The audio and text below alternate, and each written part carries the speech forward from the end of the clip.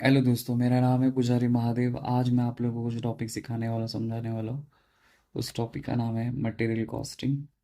और आज हम लोग मटेरियल कॉस्टिंग का या फिर इन्वेंट्री मैनेजमेंट का लास्ट पार्ट सीखने वाले हैं, जिसका नाम है स्टॉक वैल्यूएशन।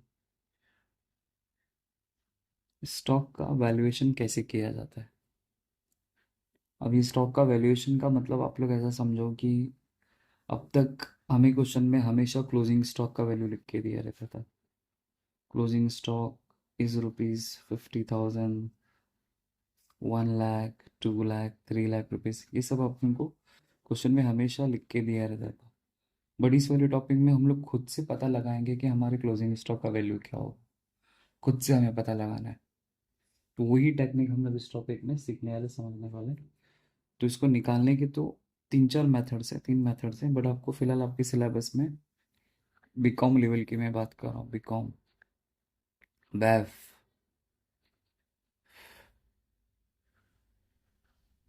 एमकॉम। तो इस लेवल की अगर मैं बात करूँ तो आपके सिलेबस में आपको सिर्फ दो ही मेथड आएगा। मेथड्स। तो पहले मेथड का नाम है फीफो मेथड और दूसरे का नाम है वैम मेथड। फीफो का फुल फॉर्म होता है first in first out. First in first out. तो ये मेथड क्या सिखाता है? ये मेथड ये बताता है कि जो मेरे पास पहला स्टॉक होगा मैं उसको पहला बेचूंगा, और जो मेरे पास दूसरा स्टॉक आएगा मैं इसको दूसरा बेचूंगा। मतलब समझो कि फॉर एग्जांपल ये एक बर्नर है, समझो। कांच का एक बर्नर है और जिसके अंदर मैं चॉकलेट का स्टॉक रखा हूँ भर के। पूरा का पूरा चॉकलेट का स्टॉक रखा है मैंने यहाँ पे भर के। तो जैसे जैसे मेरे पास कस्टमर आएंगे तो वैसे वैसे मेरे चॉकलेट का जो स्टॉक है वो धीरे धीरे धीरे क्या होते जाएगा, कम होते जाएगा। और आखिर में समझो कि नीचे 10 चॉकलेट बच गए। ठीक है। और ऑलरेडी मैंने चॉकलेट्स के पैकेट मंगा के रखे थे। तो जिस वजह से मैं क्या करूँगा, नया जो चॉकलेट का पैकेट है उसको मैं फाड़ूंगा और उस बर्नर में डालने की कोशिश करूँगा, लेकिन उसको डालने के पहले जो नीचे जो 10 बचा हुआ चॉकलेट है इसको पहले मैं साइड में निकाल लूँगा। तो समझो कि यहाँ पे मैंने साइड में 10 चॉकलेट निकाल लिया। जो नया स्टॉक था उसको मैंने नीचे पूरा का पूरा भर दिया। फिर ऊपर जो जगह बच गया फिर ये 10 चॉकलेट को वहाँ पे जाके फिल कर दिया। मतलब जो नया स्टॉक था मैंने इसको नीचे डाल दिया और जो पुराना वाला स्टॉक था उसको पहले रख दिया। तो इसका मतलब मैंने ऐसा क्यों किया? क्योंकि यहाँ पे मेरा पर्पस क्या है कि जो मेरे पास पुराना स्टॉक रहेगा ना मैं इसको पहला बेचने की कोशिश करूंगा, इसलिए उस स्टॉक को मैं ऊपर रखूंगा। और जो नया स्टॉक रहेगा मैं इसको नीचे रखूंगा। तो जब पहले पुराना स्टॉक सेल होगा तभी तो मैं नया स्टॉक बेचूंगा। तो जब इंसान ऐसा टेक्निक को यूज़ करता है तो उस टाइप के मेथड को बोला जाता है फीफो मेथड, जिसको बोलते हैं फर्स्ट इन फर्स्ट आउट। और दूसरा मेथड होता है जिसे कहा जाता है weightage average method. Weightage average method. तो वेटेज एवरेज मेथड के हिसाब से अगर स्टॉक का वैल्यूएशन करना है तो कैसे करेंगे? तो समझो कि फॉर एग्जांपल मैं 100 चॉकलेट परचेस करके लाया एट द रेट ₹5। मैंने 200 चॉकलेट परचेस करके लाया एट द रेट ₹7। मैंने 300 चॉकलेट परचेस करके लाया एट द रेट ₹10। ठीक है, मैं फीफो मेथड नहीं फॉलो करूँ, मैं वह मेथड फॉलो करना चाहता हूँ, मतलब वेटेज एवरेज मेथड। तो टोटल नंबर ऑफ चॉकलेट मेरे पास कितने हो गए? 600। और टोटल नंबर ऑफ अमाउंट कितना हो गया? तो 5 7 ना, तो इसको इससे मल्टीप्लाई करूँगा तो ये 500 आएगा। इसको इससे मल्टीप्लाई करूँगा तो 1400 आ जाएगा। और इसको इससे मल्टीप्लाई करूँगा तो ये आ जाएगा 3000। अब सबको अगर मैं एक साथ ऐड करूँ तो 3000, 4000, तो 4900 टोटल इसका अमाउंट आ गया।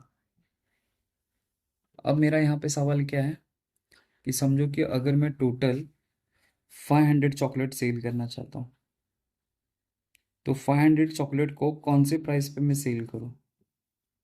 और मैं फीफो मेथड नहीं फॉलो कर रहा हूँ। फीफो मेथड में क्या होता कि मेरे पास जो पहला स्टॉक है उसको मैं पहला बेचता, जो दूसरा होता दूसरा बेचता। बट मैं यहाँ पे वैसा कुछ फॉलो ही नहीं कर, मैं ओवरऑल बात कर रहा हूँ कि मैं टोटल 600 मेरे पास चॉकलेट है, 600 चॉकलेट को मैं फाइंड मतलब 600 में से 500 चॉकलेट में बेचना चाहता हूँ। तो ये 500 चॉकलेट को कौन से प्राइस पे वैल्यू करूँ मैं? किस प्राइस पे? बताओ। सिंपल है सर, देखो ये 500 चॉकलेट में से आप लोग 100 चॉकलेट 5 में खरीद के लाए तो 5 में बचा। वैसा वैसा करेंगे क्या? नहीं, ऐसा कुछ नहीं करने की जरूरत। तो इसमें क्या करना है आपको ना, रेट का एवरेज निकालना है। यहाँ पे ये जो रेट है ना, इसका एवरेज निकालना है। तो एवरेज कैसे निकालेंगे? 5 + 7 + 10 डिवाइड बाय 3। तो जो रेट आएगा उस रेट से उसको मल्टीप्लाई कर देंगे, आपके सवाल का जवाब मिल जाएगा। और फिर ऐसा नहीं करना है तो उसके अमाउंट को उसके रुपीज से, नंबर ऑफ यूनिट से डिवाइड कर दो, टोटल अमाउंट जो सब तीनों का रहेगा, तीनों को प्लस करो, फिर उसके डिवाइड कर दो, तो आपको एवरेज रेट आ जाएगा, मतलब परफेक्ट रेट आ जाएगा। तो उसी को बोलते हैं वेटेज एवरेज मेथड। तो अगर मैं फीफो मेथड नहीं फॉलो करना चाहता हूँ और मैं एवरेज मेथड फॉलो करना चाहता हूँ, तो ये मेथड फॉलो करूँ। तो जिस बिजनेसमैन को जो जैसा मेंटेन करना है अपने स्टॉक को, वैसा मेंटेन करके रिकॉर्ड करके रख सकते हैं। तो दोनों सिनेरियो में क्लोजिंग स्टॉक का वैल्यू कैसे पता लगाया जाता है, वही हम लोग इस टॉपिक में सीखने वाले, समझने वाले हैं, जिसका नाम है स्टॉक वैल्यूएशन।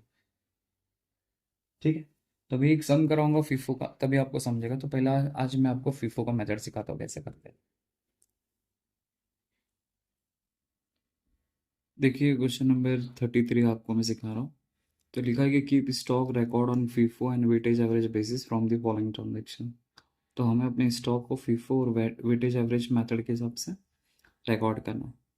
तो पहला हमें परचेज का डेटा लिख के दिया, मार्च के मंथ्स का, कौन से तारीखों में मैंने कितना यूनिट परचेज किया, कितने के हिसाब से। सेल्स का डेटा लिख के दिया मार्च के महीने का, किस तारीख को मैंने कितना सेल किया, कितना यूनिट सेल किया, कितने के हिसाब से। एंड ऑल्सो बोला find out the cost of good sold and the profit. तो प्रॉफिट भी निकालने बोला है एंड सीओजीएस भी निकालने बोला है। ठीक है, तो जो कुछ भी निकालने वाला निकाल लेंगे। तो इस टॉपिक के सम को सॉल्व करते समय आपको इस बात का ख्याल रखना है कि आपको डेट का सीक्वेंस फॉलो करना है। मतलब आपको डेट वाइज ट्रांजेक्शन को क्या करना है, रिकॉर्ड करना है। तो अगर मैं नंबरिंग करना चाहूँ, तो पहला फर्स्ट आएगा, फिर बाद में सेकंड आएगा, फिर फोर्थ आएगा, फिर 7 आएगा, फिर 9, देन 11, 15, 18, 25, 27, 31, ऐसा। तो इस डेट को आपको फॉलो करना है, मतलब सीक्वेंस में रिकॉर्ड करना है।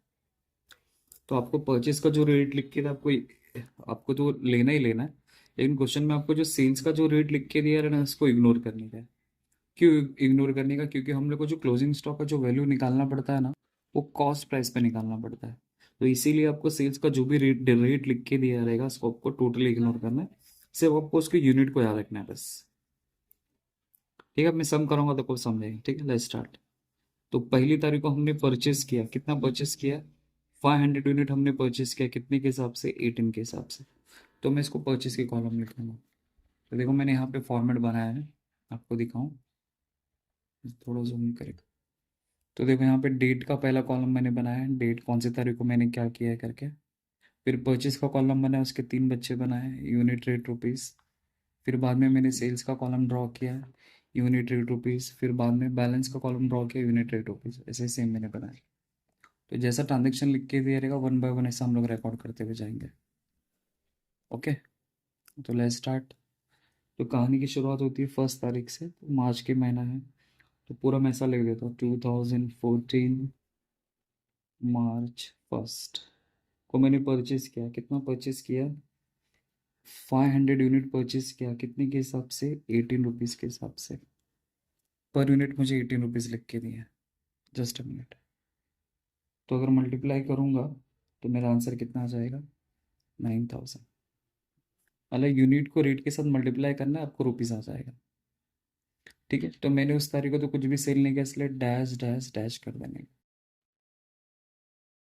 ठीक है, तो जो मैंने इसको परचेज किया है, तो मैंने तो इसको बेचा ही नहीं, तो वही मेरे को क्या करना पड़ेगा, एंड ऑफ द डे इसको बैलेंस में जाके रिकॉर्ड करना पड़ेगा एज इट इज़ जो था वही। तो मैंने बेचा तो नहीं, तो अब तक मेरे पास उतना ही बैलेंस पड़ा रहेगा। तो 518, 9000, और फिर पैर मोहब्बत से नीचे लाइन मार देंगे। ये हम लोग जो सम सॉल्व करें वो अंडर फीफो मेथड है, under FIFO method. FIFO method के हिसाब से हम सम को सॉल्व कर रहे हैं। देखो मैंने जो कुछ भी परचेज किया था, उसको परचेज के कॉलम में लिखने का। तो परचेज मतलब सेम ट्रांजेक्शन में दो तो नहीं होगा, या तो परचेज होगा तो सेल्स होगा। तो परचेज के इसलिए सेल्स में डैश कर दिया। फिर क्या करने का, जो मैंने परचेज किया उसको तो बेचा नहीं, तो उसी को जाके क्या कर देने का, बैलेंस में जाके लिख देने का। मतलब इस तारीख को मेरे पास इतना बैलेंस है। ठीक है। अब नेक्स्ट डेट आता है 2 मार्च। तो 2 मार्च को मैंने क्या किया है, 200 यूनिट सेल किया है। तो सेल के कॉलम में जाके लिखूंगा। तो सेल का कॉलम देखो, यहाँ पे 2 मार्च लिखा, सेल्स के कॉलम में मैं लिखूंगा 200 यूनिट।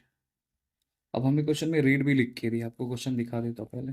देखो यहाँ पे, अब 2 मार्च को मैं 200 यूनिट सेल कर रहा हूँ, लेकिन यहाँ पे सेल का रेट लिख के दिया है। तो आपको सेल्स के रेट को इग्नोर करने का, आपको परचेज का प्राइस ही लेने का है। तो ये जो सेल है उसको इग्नोर कर दो, वो छोड़ दो।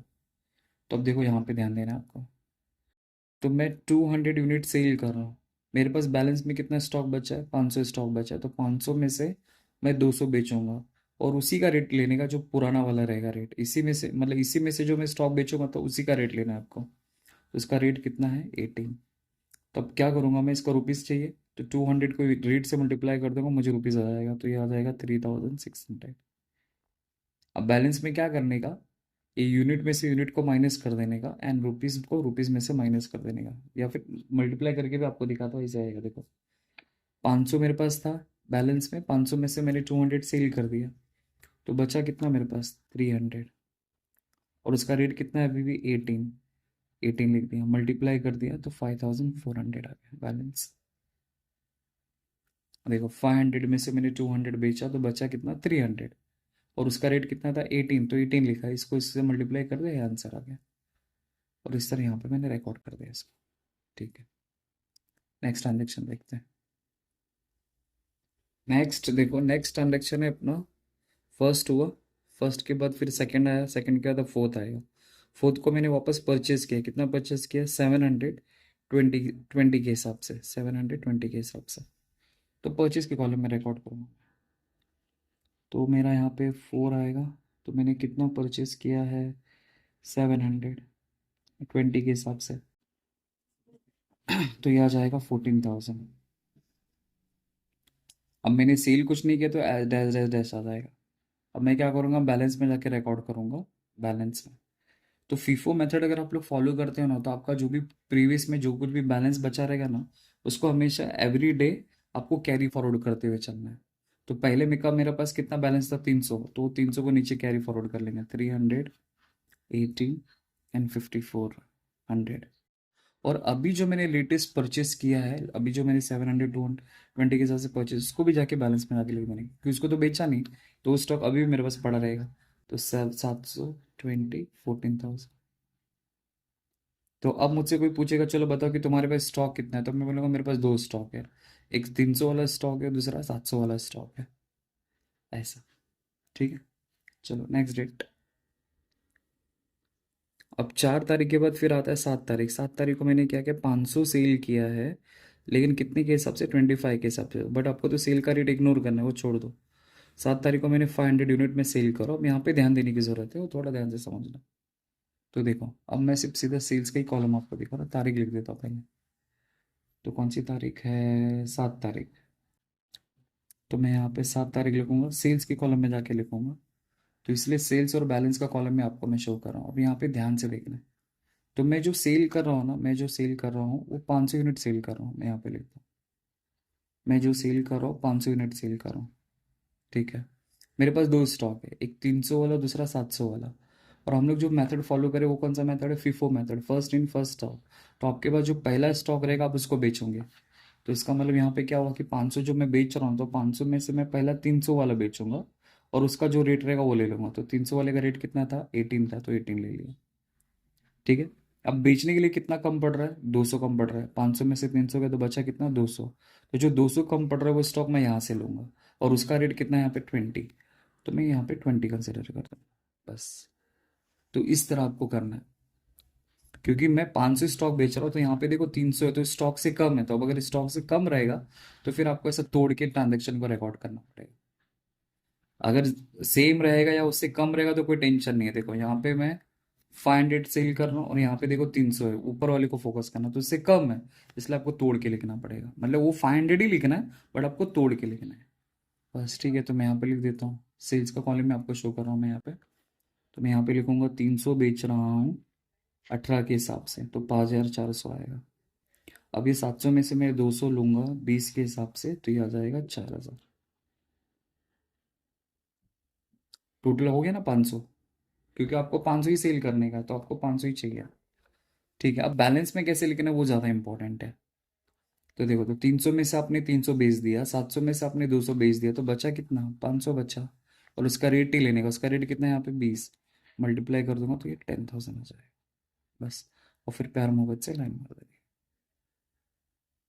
बस लोग यहीं पे गलती करते हैं, ये चीज़ याद रखना। लोग क्या करते हैं मालूम है, यहाँ पे 500 सीधा लिख देते हैं और फिर वो गलत हो जाता है। आप लोग फीफो मेथड फॉलो करें, तो फीफो मेथड में यही रहता है कि फर्स्ट इन फर्स्ट आउट। जो आपके पास पहला स्टॉक रहेगा आप उसको पहला बेचोगे, जो आपके पास दूसरा स्टॉक रहेगा आप उसको दूसरा बेचोगे। अब आपको नेक्स्ट ट्रांजेक्शन की तरफ लेके चलता हूँ। अब 7 तारीख तो, हाँ 7 तो हो गया है। अब 9 को मैंने क्या किया, वापस परचेज किया। कितना परचेज किया, 918 के हिसाब से, तो इसलिए इसको परचेज के कॉलम में जाके लिखूंगा, परचेज के कॉलम।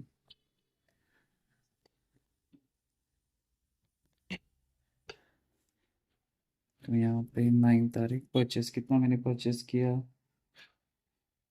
918 के हिसाब से। तो 918 के हिसाब से मल्टीप्लाई करूंगा तो ये आ जाएगा 16,200। मतलब आपको रुपीज़ निकालना है, तो ये रेट को रेट्स यूनिट को रेट से मल्टीप्लाई कर देने का, ये आपका आंसर आ जाएगा।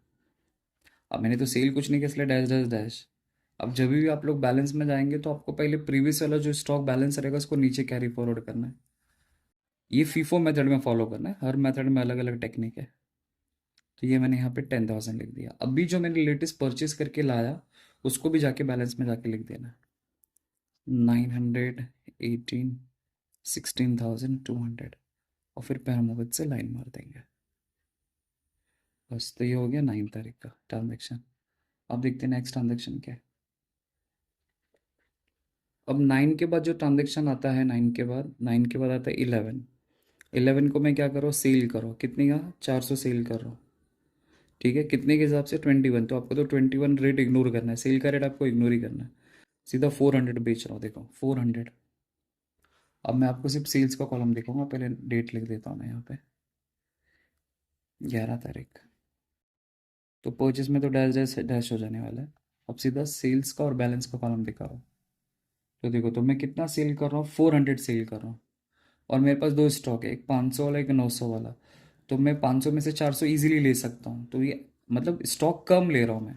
अगर मैं ज़्यादा लेता ना तो फिर मैं इसको तोड़ के लिखना पड़ता, बट 500 में से इजीली मैं 400 ले सकता हूँ, तो इसलिए सीधा 400 धड़ल्ले से लिख लिया।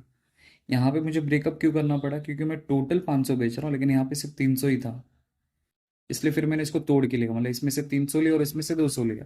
अब मैं यहाँ पे 400 बेच रहा हूँ तो इजीली इसमें से 400 ले सकता हूँ, तो मेरे को अलग से तोड़ मरोड़ के लिखने की ज़रूरत नहीं है। तो इसमें से मैंने 400 लिया, उसका रेट कितना है यहाँ पे 20। तो इसको मल्टीप्लाई करूंगा तो ये आ जाएगा 8,000।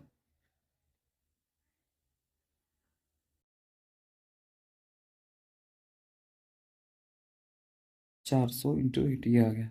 अब बैलेंस, तो 500 में से 400 बेचा तो बचा कितना मेरे पास, 100 बच गया। उसका रेट कितना है 20। तो ये कितना आ जाएगा 2,000।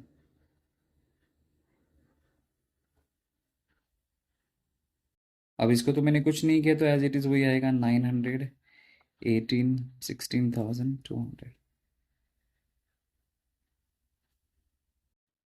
बस हो गया। तो इस तरह मैंने 11 तारीख को भी क्या कर दिया, रिकॉर्ड कर दिया।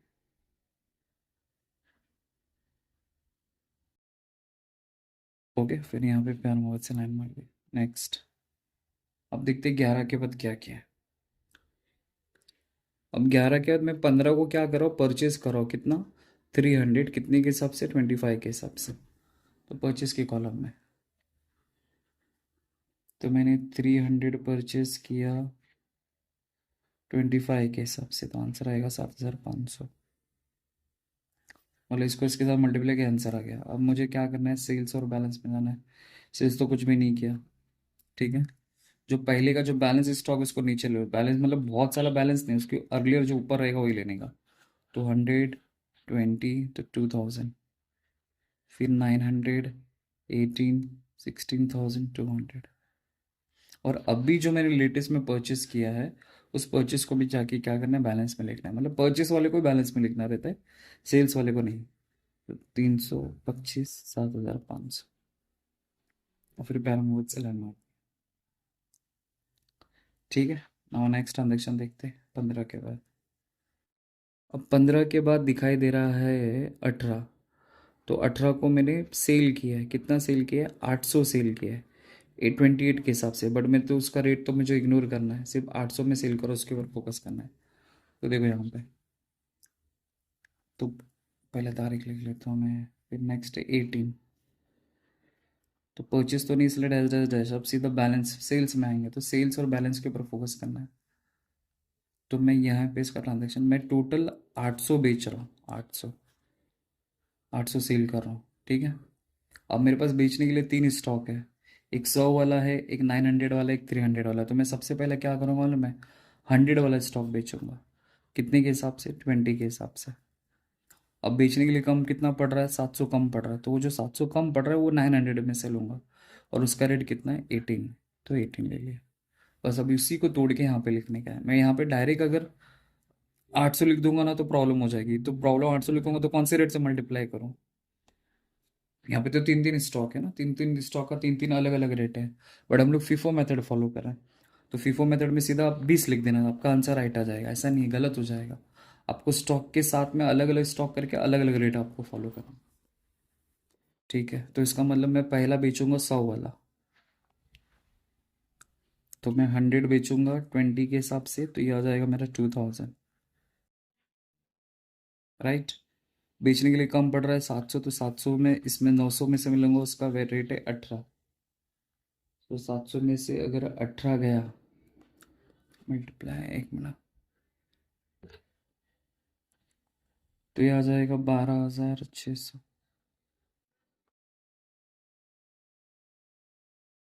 अब देखो, तो ये 100 में से मैंने 100 बेच दिया, 900 में से मैंने 700 बेच दिया, तो अब बचा कितना यहाँ पे, 200। और उसका रेट कितना है, 18। तो ये आ जाएगा 3,600। अब ये 300 को तो मैंने कुछ भी नहीं किया, तो एज इट इज़ वही कॉपी करेंगे, 325, 7,500। फिर पैरामोवेट से लाइन में। बस आपको इसी बात का ख्याल रखना है सेल्स वालों में। अगर आप सीधा सीधा यहाँ पे 800 लिख देंगे ना और रेट 20 लिख देंगे, वो गलत हो जाएगा। अलग स्टॉक का अलग रेट आपको फॉलो करना है, फीफो मेथड में यही है बस। ठीक है। नहीं समझा कोई बात नहीं, धीरे धीरे समझेगा। अब 18 हो गया, 18 के बाद अब नंबर आएगा 25। देखो 18 हो गया। अब 25 को मैंने परचेस किया है 220 के हिसाब से, है ना, 220 के हिसाब से। तो परचेस की कॉलम में यहाँ पे डेट लिख देता हूँ, 25 को मैंने परचेस किया। कितना परचेस किया, 220 के हिसाब से। तो यहाँ जाएगा 4000। सेल्स तो नहीं हुआ, इसलिए डैश डैश डैश। अब बैलेंस में आपको क्या करना है कि जो भी आपका प्रीवियस स्टॉक रहेगा उसको नीचे कैरी फॉरवर्ड करना है। 118, 3,600। अभी जो लेटेस्ट खरीदा 325, 7,500। बस। और अभी जो लेटेस्ट में मैंने परचेस करके लाया उसको भी जाके बैलेंस में जाके लिख देना है। तो 220 एंड 4,000, और फिर पैरामाउंट से लाइन में। तो ये हो गया 25। अब देखते हैं नेक्स्ट डेट क्या लिख के दी। 25 के बाद आता है 27। 25 का 27, 27 में क्या किया है मैंने, सेल कर रहा हूँ 525 के साथ। बट इसका तो रेट अपन को इग्नोर ही करना है। तो 500 में सेल कर रहा हूँ। ठीक है, 500 सेल करो, ध्यान देना अभी। तो इसलिए मैं 27, तो परचेस तो डैश हो जाएगा। अब सीधा सेल्स के कॉलम पे आपको फोकस करना है, मतलब यहाँ से। अब देखो, अब टोटल आप लोग सेल कर रहे हो 500, 500 सेल कर रहे हो। फॉर रेफरेंस के लिए यहाँ पे लिख देते हो, देखो 500, समझो ऐसा, 500। अब मेरे को बेचना है, 500 बेचना है, लेकिन इस मेरे पास एक 200 वाला स्टॉक, एक 300 वाला, 200 वाला। तो 500 बेचने के लिए मैं पहला 200 वाला स्टॉक बेचूंगा, फिर 300 वाला बेचूंगा। ऐसा आपको करना है। डायरेक्ट यहाँ पे 500 लिखेंगे और रेट 18 लिख देंगे तो वो गलत हो जाएगा। तो आपको अलग स्टॉक के साथ अलग रेट से मल्टीप्लाई करके आप कौन सा लिखना है। तो मैं इसका ब्रेकअप यहाँ पे कर देता हूँ। तो कंपनी टोटल 500 स्टॉक बेचना चाहती है, तो कंपनी सबसे पहला बेचेगी 200, 200 को बेचेगी 18 के हिसाब से। बेचने के लिए कम कितना पड़ रहा है 300, वो 300 इसमें से लेगी और उसका रेट कितना 25। बस अब इसी को चीज़ को तो कंपनी तोड़ के यहाँ पे लिखेगी। तो कंपनी 200 बेचेगी 18 के हिसाब से, तो 3600 आएगा। फिर दूसरा 325 के हिसाब से बेचेगी 7500 आएगा। तो बचा कितना 200 बचा लास्ट, 220 एंड 4000। ये दोनों बेच दिया, अभी आखिर में ये बचा 27। 27 के बाद लास्ट नंबर आता है 31। तो 500 मैंने परचेज किया 25 के हिसाब से ना, 31 को देखो 500 परचेज किया 25 के हिसाब से। पीछे बना था डेट परचेज, परचेज के 3 बच्चे, सेल्स के 3 बच्चे एंड बैलेंस के 3 बच्चे।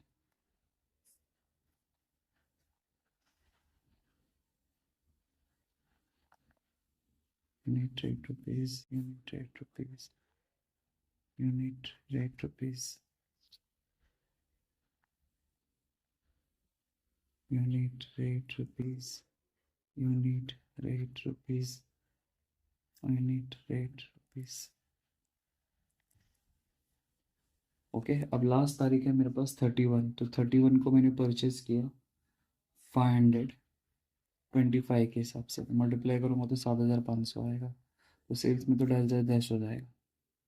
अब बैलेंस में आपको क्या करना है, बैलेंस में कि जो भी आपका प्रीवियस में जो बैलेंस रहेगा उसको कैरी फॉरवर्ड करना है। तो 220 4000 ये आएगा, यही बचा लास्ट डेट। तो इसको कैरी फॉरवर्ड करके मैं यहाँ पे लिखूँगा 224,000। और अभी जो मैंने लेटेस्ट में परचेस किया उसको भी जाके बैलेंस में लिख दूँगा। तो 525 7500, बस हो गया। अब और कोई ट्रांजेक्शन नहीं, तो अब क्या करना है, स्टॉक यूनिट का और रुपीज़ का आपको टोटल मानना है। तो 200 प्लस 500, तो ये हो गया 700, ये आ जाएगा 11500। और ये जो आखिर में जो स्टॉक बचा है 31 को, ये आपका बन जाएगा वैल्यू ऑफ क्लोजिंग स्टॉक। ये आपका सवाल का जवाब मिल गया। बस जो आखिरी तारीख का रहेगा वही आपका वैल्यू ऑफ क्लोजिंग स्टॉक हो जाएगा। तो 2 स्टॉक बचा था इसलिए 2, अगर 3 होता तो तीनों को प्लस करके लिखता, 4 होता तो चारों को प्लस करके लिखता, 1 होता तो 1 को प्लस करता। अब यहाँ पे 2 था इसलिए दोनों को कंसिडर कर दिया और ये मेरा वैल्यू ऑफ क्लोजिंग स्टॉक हो गया। ठीक है, तो ये मैंने आपको जो बताया ये फीफो मेथड बताया। अब मैं आपको जो दूसरा मेथड बता रहा हूँ वो है weightage average method. Weightage average method. अब वेटेज एवरेज मेथड में आपको क्या करना है, तो आपको मैं कुछ रूल्स दे रहा हूँ, बस वो याद रखो। At the time of balance, तो जब भी आप लोग बैलेंस के कॉलम में जाएंगे तो उस टाइम पे आपको याद रखना है कि अगर लेटेस्ट में अगर आपने कोई भी चीज़ परचेज किया है तो यूनिट प्लस यूनिट करना है एंड रुपीज़ प्लस रुपीज़ करना है। ओके, और जब भी सील करने के बाद अगर आप बैलेंस के कॉलम में जाएंगे तो यूनिट माइनस यूनिट करना है एंड रुपीज़ माइनस रुपीज़ करना है। फिर आपको वेटेज एवरेज रेट निकालना पड़ता है, क्योंकि यहाँ पे हम लोग फीफो मेथड फॉलो नहीं कर रहे, तो आपको रेट का एवरेज निकालना है। तो इसलिए क्या करना है, total amount divide by total unit करना है, बस तो आपका आंसर आ जाएगा। अब ये मैंने क्या बताया कुछ समझेगा नहीं, जब मैं सम कराऊंगा तो आपको समझेगा। तो इसी सम को अब हम लोग वैम के हिसाब से सॉल्व करेंगे। तो पहले फॉर्मेट बना लेता हूँ फिर आपको समझा दूँ। तो देखो मैंने यहाँ पे फॉर्मेट बना लिया है, तो सेम वही फॉर्मेट है, थोड़ा सा चेंज है बस। तो date purchase and sales, purchase के 3 बच्चे यूनिट रेट रुपीज़, सेल्स के भी 3 बच्चे unit rate rupees, but rate की जगह पे आपको क्या करना है, WAR लिखना है। WAR का मतलब होता है वेटेज एवरेज रेट, आपको फॉलो करना है एंड रुपीज़। एंड बैलेंस में सिर्फ आपको 2 ही चीज़ कंसिडर करनी है, यूनिट और रुपीज़। आपको रेट को इग्नोर कर देना है, क्योंकि हम लोग को यहाँ पे रेट का एवरेज निकालना है। तो अलग अलग रेट लिख के अपने आप को ज़्यादा कन्फ्यूज़ करने की अपन को ज़रूरत नहीं है। ऐसा सीधा हम लोग डिवाइड करके अपना आंसर आ जाएगा। ठीक है, सेम वही सीक्वेंस है, कुछ अलग नहीं है, तो इसलिए मैं वापस क्वेश्चन नहीं दिखाऊंगा, डायरेक्ट आपको सम सॉल्व करके दिखाता हूँ। तो कहानी की शुरुआत होती है 1 तारीख से। 1 तारीख उसने परचेज किया, कितना परचेज किया, 518 के हिसाब से, ये आ जाएगा 9000 बराबर। जो परचेज किया उसी को जाके क्या करना है, बैलेंस में जाके लिख देने का है। सेल्स डैश डैश डैश है, परचेज में आपको सिर्फ यूनिट लिखने का है, यूनिट, रेट तो आपको इग्नोर करना है, तो रेट भूल जाओ, तो सीधा रुपीस आ जाएगा 9000, और फिर पैरामोबेट से 9 मार देंगे बस। मैंने रेट को सिर्फ यहाँ पे इग्नोर किया है, बाकी एज इट इज़ वही कॉपी किया है मैंने, कुछ अलग नहीं है। ठीक है, अब नेक्स्ट तारीख देखते हैं। नेक्स्ट तारीख है 2 तारीख। 2 तारीख को आप लोग सेल कर रहे हो, तो सेल की कॉलम में 200 में सेल करूँगा। ठीक है, अब मुझे क्या करना है, वेटेज एवरेज रेट निकालना है, वेटेज एवरेज रेट, तो मैं यहाँ पे वर्क नोट करके दिखाता हूँ आपको।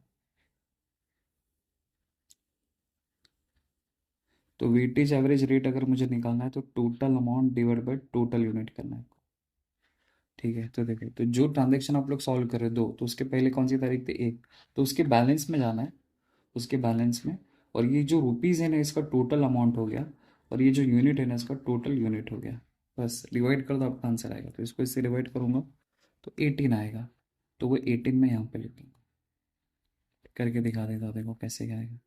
9000 divide by 5000 is equal to 18, वो 18 आपको यहाँ पे लिखना है।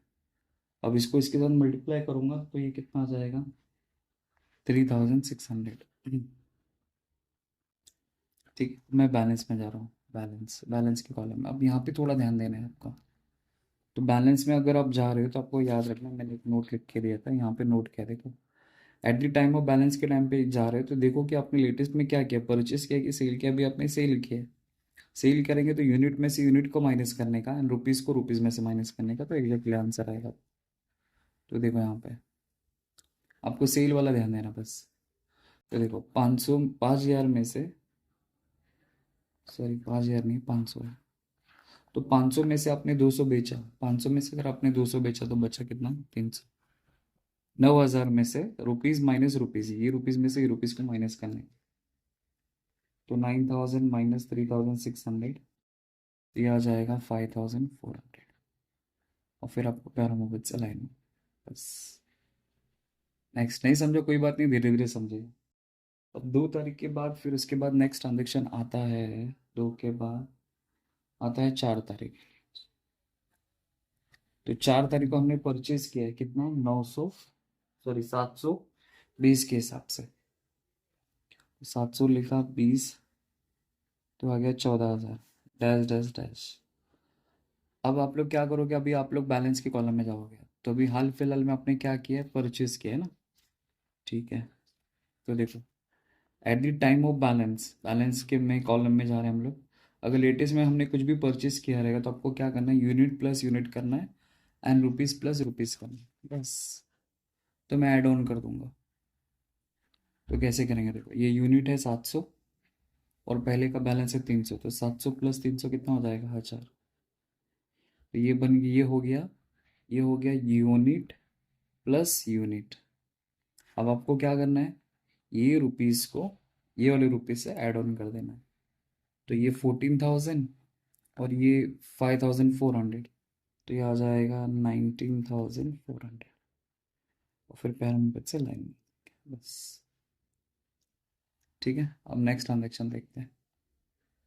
फिर 4 के बाद हमने क्या किया, 4 के बाद 7 को बेचा है वापस, 7 को सेल कर रहे हैं।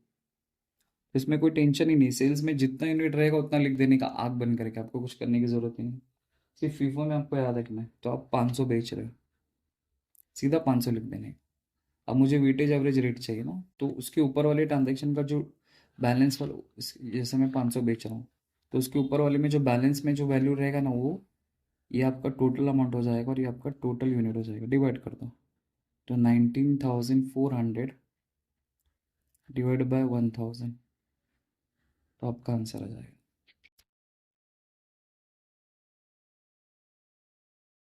तो 19.4 आंसर आता है। तो पॉइंट में इसमें आंसर आता है, तो आपको टेंशन लेने की ज़रूरत नहीं कि मेरा गलत हो गया करके। इसमें आंसर पॉइंट में आएगा तो पॉइंट में लिखना, तो 19.4 आएगा। अब इसको इसके साथ मल्टीप्लाई कर दूंगा, मेरा आंसर आ जाएगा। ये हो जाएगा 9,700। ठीक है। अब आपको क्या करना है, अब बैलेंस में जा रहे हो तो बैलेंस में जब भी जाओगे और अपने सेल किया रहेगा, तो आपको क्या करना है, यूनिट में से यूनिट को माइनस करना है एंड रुपीज़ में से रुपीज़ को माइनस करना है। तो 1000 यूनिट था, 1000 में से अपने 500 भेज दिया, तो बचा कितना, 500। 19,400 में से माइनस करेंगे 9,700, वही सेम आएगा 9,700। फिर पैरामोगत से लाइन मार देंगे, मतलब मैंने इसमें से इसको माइनस किया और इसमें से इसको माइनस किया, आंसर। ठीक है। अब नेक्स्ट डेट देखते हैं, 7 के बाद फिर नेक्स्ट डेट क्या आता है, 9 तारीख। तो 9 तारीख को आपने क्या किया, परचेज किया है। कितना परचेज किया है, 900, 18 के हिसाब से। तो 900 18 के हिसाब से मल्टीप्लाई करूंगा तो ये आ जाएगा 16,400। सेल्स में तो कुछ नहीं, इसलिए डैश डैश डैश। अब आप लोग बैलेंस में जा रहे हो, तो बैलेंस में आपको क्या करना है, परचेज किया रहेगा तो यूनिट में ये वाले यूनिट को प्लस कर देंगे, तो 900 प्लस 500, तो ये आ जाएगा 1400।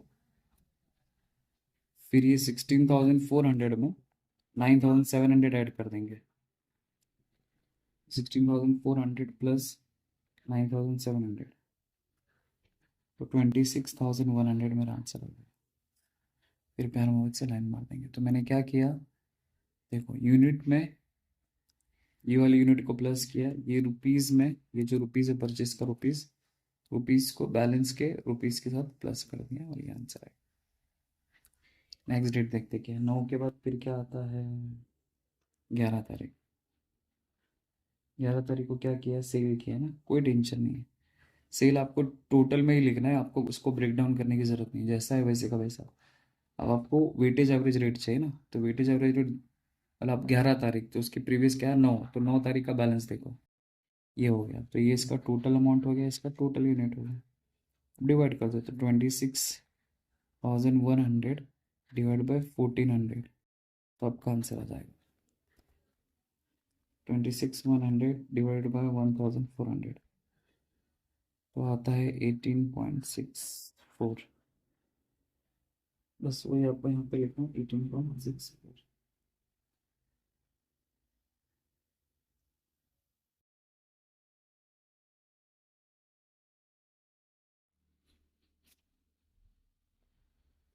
आंसर 18.64, ये गलत आ रहा है, कुछ तो मिस्टेक किया है।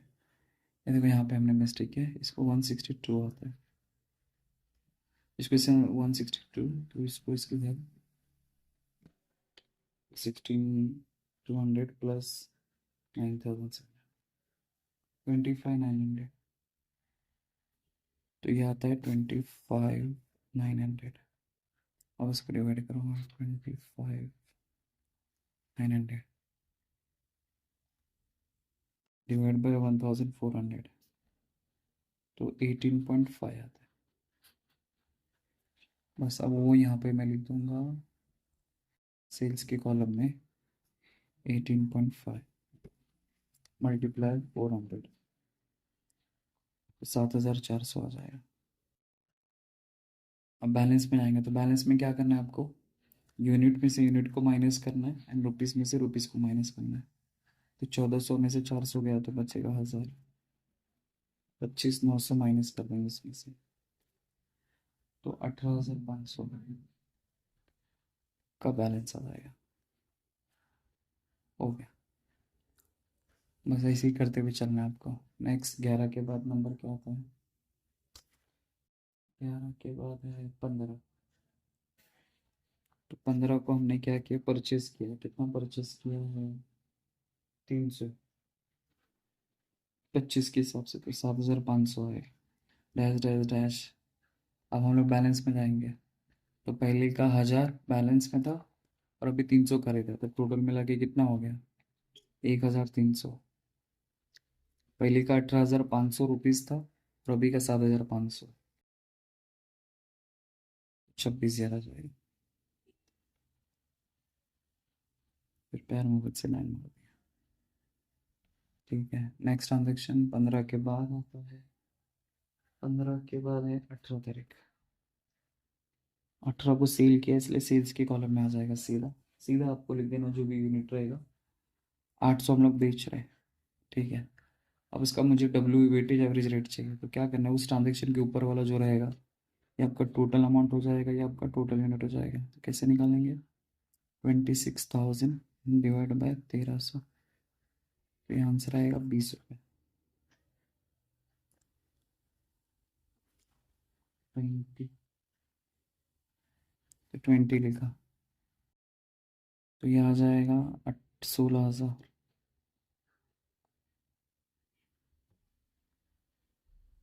और जो नहीं 16, ओके।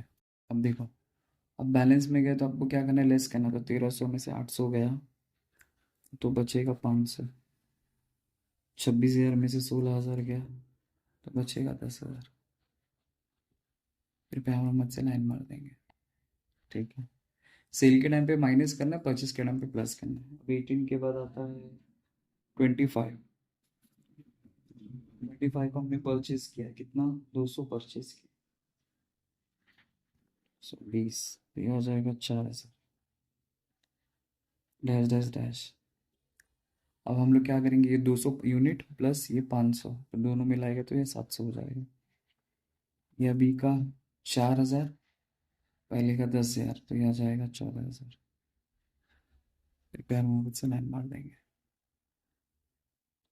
25 के बाद फिर अब किसका नंबर आएगा, 27। 27 को मैंने क्या किया है, 500 सेल किया है, तो 500 सेल यहाँ पे लिख देंगे सेल के कॉलम में। अब मुझे डब वेटेज एवरेज रेट चाहिए ना, तो आपको क्या करना है, लेटेस्ट ट्रांजेक्शन का जो भी रहेगा उसके ऊपर वाला ये टोटल अमाउंट हो जाएगा, टोटल यूनिट हो जाएगा। यहाँ पे करके दिखा देता हूँ, सबका अलग अलग रेट है। तो 14,000 प्लस 700 इज इक्वल टू 20 आने वाला है। इस पे से डिवाइड किया 20, तो ये 20 रेट है, मैं यहाँ पे लिख दूंगा, तो ये आ जाएगा 10,000। अब देखो, तो 700 में से 500 बेच दिया तो बचा 200। 14,000 में से 10,000 गया तो बचा 4,000, फिर यहाँ पे लिख दिया। एंड नेक्स्ट एंड लास्ट 27 के बाद आता है 31। 31 को क्या किया है, परचेज किया है 500 25 के हिसाब से, तो ये आएगा 7,500। डैश डैश डैश, परचेज के स्लिप प्लस करेंगे, तो अभी का 500 और पहले का बैलेंस 200 हो जाएगा 700। तो पहले का ये 4,000 रुपीज़ है और इसका 7,500, ये हो जाएगा 11,500।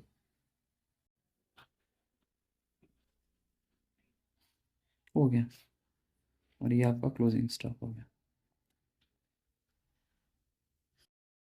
Value of closing stock. तो देखो, तो फीफो मेथड के हिसाब से सम सॉल्व करेंगे तो भी 700 आया, यहाँ पे भी सॉल्व करेंगे 700 ही आना चाहिए, बट रेट का फर्क आ सकता है। अब यहाँ पे तो रेट सेम सेम है, 11,500 है, और यहाँ पे भी 11,500 है, बट रुपीज़, सॉरी रुपीज़ अलग अलग आ सकते हैं, बट यूनिट आपको हमेशा 700 ही आना। मतलब अगर फीफो में अगर 700 आए तो वैम में भी आपका कितना आना चाहिए, 700 ही आना चाहिए। ठीक है, अब उसके बाद हमें पूछा क्या गया था, वो नहीं है इसके अंदर। तो देखो, क्वेश्चन तो मैंने सॉल्व कर दिया, ऐसा लिख के दिया था, हर ट्रांजेक्शन का जैसा जैसा लिख के दिया था मैंने कर दिया, बट बोला find out the cost of good sold and the profit, मतलब सीओजीएस निकालने वाला और प्रॉफिट निकालने वाला है।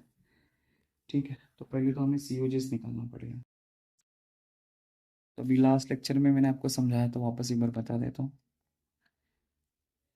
कि अगर मुझे सीओजीएस निकालना है तो फॉर्मूला होता है ओपनिंग स्टॉक प्लस परचेज, इसमें माइनस क्लोजिंग स्टॉक, मतलब इसमें आपको डायरेक्ट एक्सपेंस लिखने की ज़रूरत नहीं है ऐसे। ठीक है, तो ओपनिंग स्टॉक, तो यहाँ पे जो कुछ भी डेटा होगा ना वो सब रुपीज़ में लिखने का, और ये जो मेथड निकालते फीफो के हिसाब से निकाला जाता है, कुछ नहीं बोला रहेगा तो। ठीक है, तो ओपनिंग स्टॉक, तो देखो यहाँ पे कहानी की शुरुआत 1 मार्च से हुई थी, 500 पहली तारीख, मतलब ओपनिंग ही होता है समझो। तो ओपनिंग का मैंने बैलेंस में जाके लिखा ना, ओपनिंग स्टॉक कितना, 9,000, लिखा है।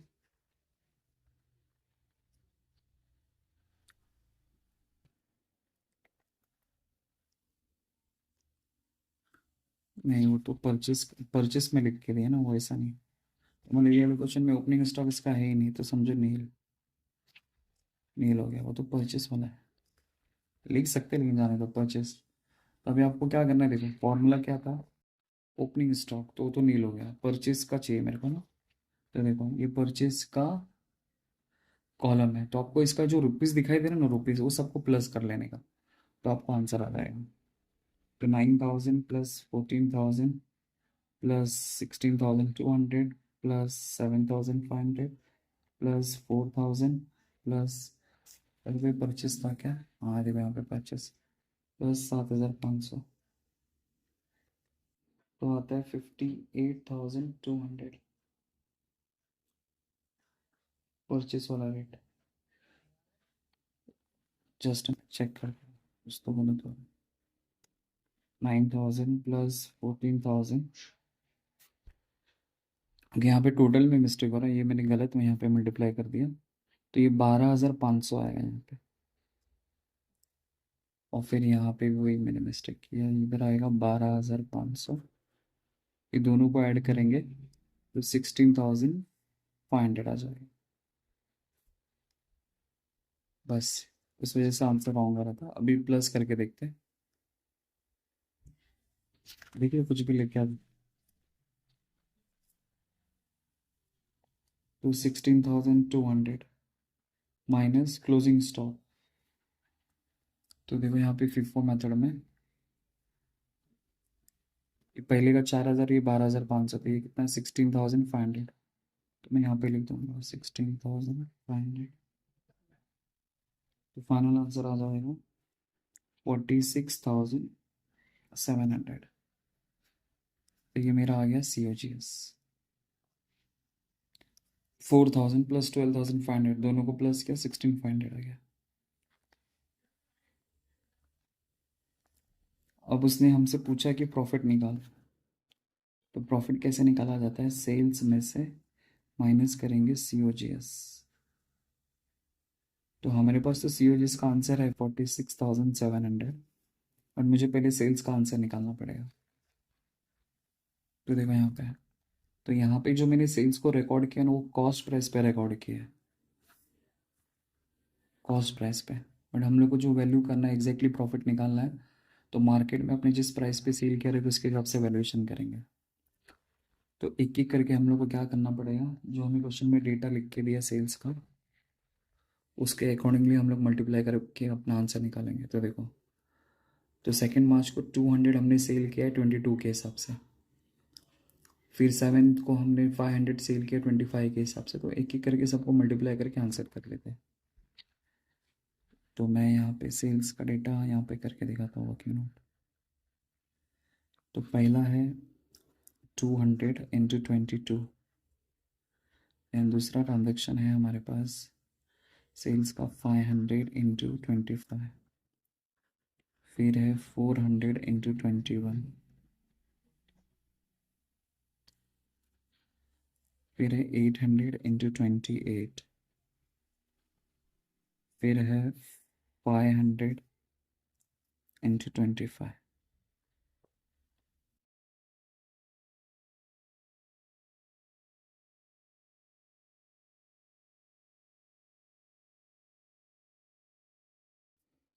पहले वाले से 200 × 22 करता हूँ मैं, तो 4,400 आ जाएगा।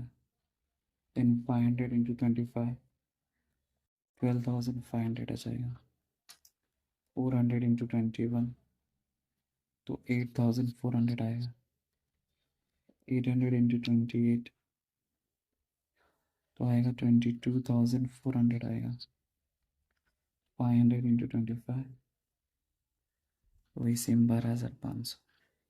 सबको एक साथ प्लस करूँगा तो टोटल सेल्स का वैल्यू आएगा। टोटल सेल्स, टोटल सेल्स आता है 60, प्लस कर लेता हूँ 4,400 प्लस 12,500 प्लस 8,400 प्लस 22,400 प्लस 12,500, तो आता है 60,200। बस अभी वही सेल्स का वैल्यू यहाँ पे लिख दूंगा 60,200। अब इसमें से इसको माइनस कर दो, आपका आंसर आ जाएगा -46,700, तो आता है 13,500। तो ये मेरा आ गया प्रॉफिट। बस, तो इस तरह आपको आंसर निकालना है। तो ये जो भी वैल्यूएशन करना है फीफो मेथड के हिसाब से ही करना है, कुछ नहीं लिख के दिया रहेगा तो क्वेश्चन में। दोनों मेथड अगर बोला रहेगा तो दोनों मेथड यूज़ कर लेना, नहीं बोला रहेगा तो ओनली फीफो मेथड के हिसाब से। तो ये जो मैंने यहाँ पे सॉल्व किया वो फीफो के हिसाब से।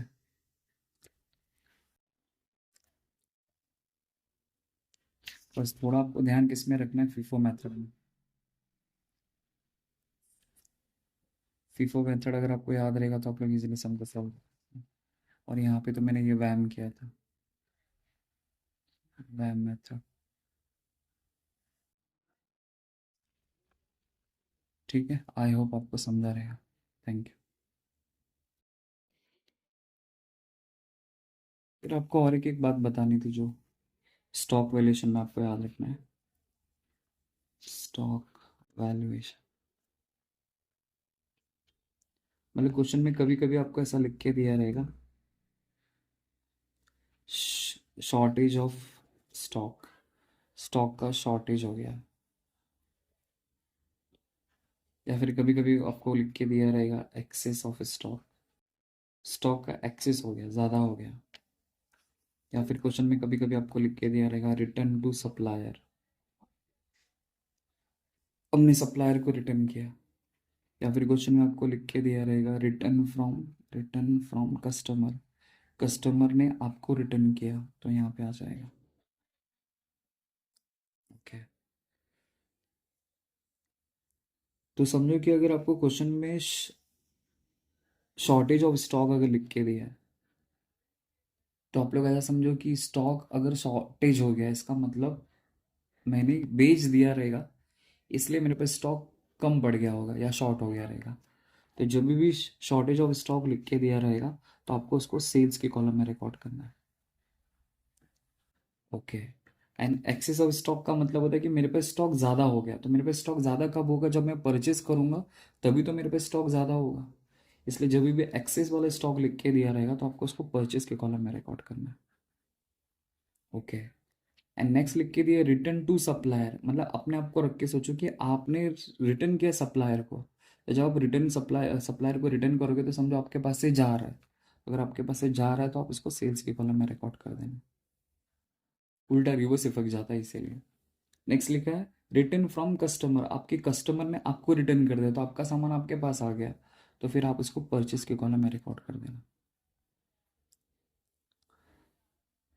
तो ये कभी कभी आपको क्वेश्चन में ऐसा लिख के दिया रहेगा, तो इस बात का आपको ख्याल रखना है ऐसा। और जब भी हम लोग फीफो मेथड या वैम मेथड के हिसाब से हमको सॉल्व करेंगे तो आपको डेट का सीक्वेंस हमेशा अच्छी तरह से याद रखना है।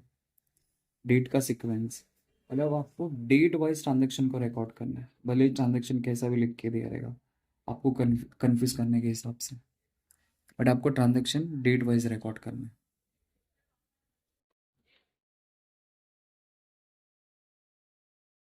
ठीक है, फिर आपको क्वेश्चन में अगर सेल्स का रेट अगर आपको लिख के दिया रहेगा तो आपको जस्ट आपको इसको क्या करना है, इग्नोर करना है।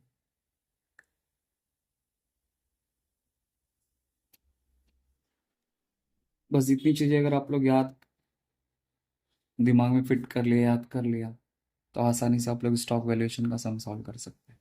बस, ठीक है, आई होप आपको समझा रहेगा। और साथ ही साथ आपको दूसरी चीज भी याद रखनी, क्वेश्चन में अगर कभी इश्यू लिख के दिया रहेगा या फिर रिसिप्ट लिख के दिया रहेगा, तो समझ आने कि इश्यू लिख के दिया मतलब उसको सेल्स की कॉलम में रिकॉर्ड करेंगे, और जिसमें रिसिप्ट लिख के दिया रहेगा उसको परचेस की कॉलम में रिकॉर्ड करेंगे। बस इतनी सारी बातें अगर आप लोगों को याद हो गई, आप लोग आसानी से फिफो या वह मेथड कोई भी होगा, आप लोग इसको इजीली क्या कर सकते, सॉल्व कर सकते हो। तो जैसे कि आपको मैंने कॉलम बना के दिया था, डेट, परचेस, तो परचेस की जगह पे आप लोग रिसिप्ट भी लिख सकते हैं, रिसिप्ट्स। फिर बाद में यहाँ पे जो मैंने सेल्स लिखा था, सेल्स की जगह पे आप लोग इश्यूज भी लिख सकते हैं, इश्यूज। और फिर ये जो बैलेंस की कॉलम में तो कोई दूसरा नाम नहीं होता, फिर सबके तीन तीन बच्चे, आपको तो पता ही है, यूनिट, रेट, रुपीस। फिर यहाँ पे यूनिट, रेट, रुपीस। फिर यहाँ पे तो वही सेम आएगा, unit, rate and rupees. Top लिख की मर्जी, आपको जो नाम आपको यूज़ करना आप लोग वो यूज़ कर लेना। बस इतनी चीज़ें आपको याद रखनी। ठीक है। Thank you.